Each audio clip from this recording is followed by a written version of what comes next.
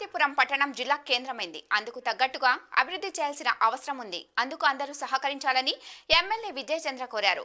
రోడ్డుపై పలు చిల్లర వ్యాపారం చేసే వారంతా ఎమ్మెల్యేను కలిశారు. రోడ్డుపై వ్యాపారాలు వద్దని పోలీసులు చెప్తున్నారని వారు వివరించారు.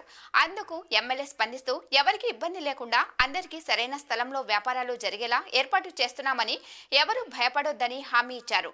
స్థలం చూసే వరకు వ్యాపారాలు చేసుకునేలా పోలీసులతో మాట్లాడతానని, ట్రాఫిక్ అంతరాయం లేకుండా మీరంతా సహకరించాలని ఆయన సూచించారు. ఇలా కాల్సిన రోడ్లు వేపిస్తాం, ఫ్లైఓవర్లు ఇప్పిస్తాం. ముందు లేదు మీరు ఇంకా ఊరులాగే ఉన్నారనుకోండి, టౌన్ కూడా విలేజ్ లాగే ఉంటుంది మీరు అంటున్నారు. అందుకని ఏం లేదు, మిమ్మల్ని ఎవరిని ఇబ్బంది పెట్టాం.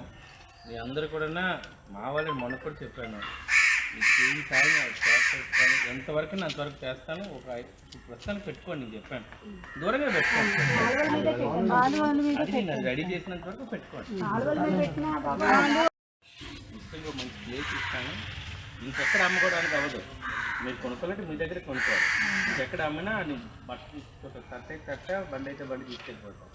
మీరు అమ్మే వస్తువులన్నీ అక్కడే దొరుకుతాయి, ఎవరైనా వచ్చి అక్కడే కొనుక్కోవాలి, ఇంకెక్కడ దొరకదు. అంటే ఓన్లీ ఫ్రూట్స్ మార్కెట్ అని తక్కువ, అక్కడ తప్ప ఇంకెక్కడ ఫ్రూట్స్ అమ్మరు. వెజిటేబుల్ మార్కెట్ అని తక్కువ, అక్కడ వెజిటేబుల్స్ తప్ప ఇంకెక్కడ అమ్మడానికి వీలేదు. తట్ట పెట్టి ఎక్కడైనా బండి పెట్టి కూడా అమ్మకూడదు, అక్కడే అమ్ముకోవాలి. ఇప్పుడు మాకు కావాల్సి వచ్చినప్పుడు మీ దగ్గరికి ఎలాగైనా వస్తాం, ఎంత దూరం వస్తాం, అవునా? సో కొంచెం మన ఊరిని మనం అభివృద్ధి చేసుకోవాలని పైనుంచి కూడా